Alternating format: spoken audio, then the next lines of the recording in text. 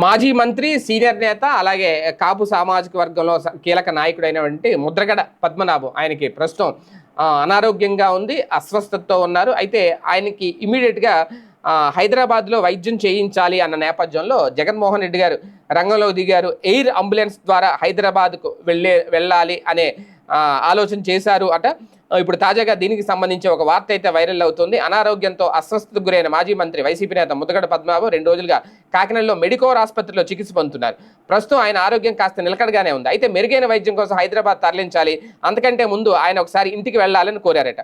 అయితే అనారోగ్యంతో కాకినాడలో చికిత్స పొందుతున్న ముద్రగడ పద్మనాభాన్ని హైదరాబాద్కి అయితే తరలించారు. అయితే హైదరాబాద్ ఆసుపత్రికి తరలించే ముందు ఒకసారి తన ఇంటికి తీసుకెళ్లాలని ముద్రగడ కోరారు. దీంతో ఆయన తొలుత అంబులెన్స్లో కిర్లంపూడి తీసుకెళ్లారు.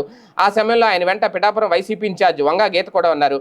కిర్లంపూడిలో నివాసాన్ని చేరుకున్న అనంతరం ఎయిర్ అంబులెన్స్లో రాజమండ్రి ఎయిర్పోర్ట్ నుంచి హైదరాబాద్ తీసుకొచ్చారట. అంటే మాజీ సీఎం, వైసీపీ అధినేత జగన్ సూచనలతో పార్టీ నేతలకు ఈ మేరకు ఏర్పాట్లు చేశారని తెలుస్తోంది. ముద్రగడ పద్మనాభం వెంట ఆయన కుమారుడు గిరిబాబు, ఇతర కుటుంబ సభ్యులు కూడా ఉన్నారు.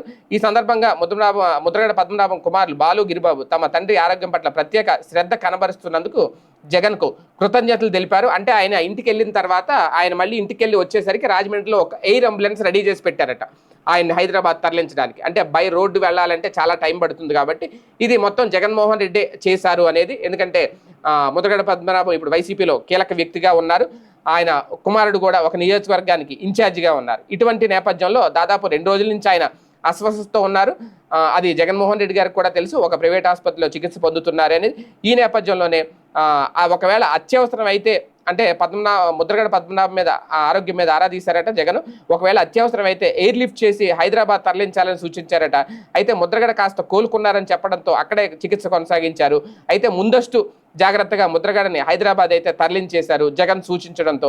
ఈ నేపథ్యంలోనే కుటుంబ సభ్యులు కూడా ఆయనకి కృతజ్ఞత అయితే తెలుపుతున్నారు. తర్వాత జరిగిన గొడవ అందరికీ తెలిసిన విషయమే. ఆయన కుమార్తె రావడం, ఆమెను అడ్డుకున్నారు అని చెప్పడం. ఆమె కుమార్తె కూడా, ఎందుకంటే ప్రస్తుతం వాళ్ళిద్దరికీ పడట్లేదు కాబట్టి కుమారుడే మొత్తం అయితే చూసుకుంటున్నారు. ఎందుకంటే ఆమె జనసేనలో చేరిన నేపథ్యంలో ఏం జరుగుతుంది ఏంటని. ఏది ఏమైనా ముద్రగడ పద్మనాభం ప్రస్తుతం సేఫ్గానే ఉన్నారు అనేది అయితే తెలుస్తోంది.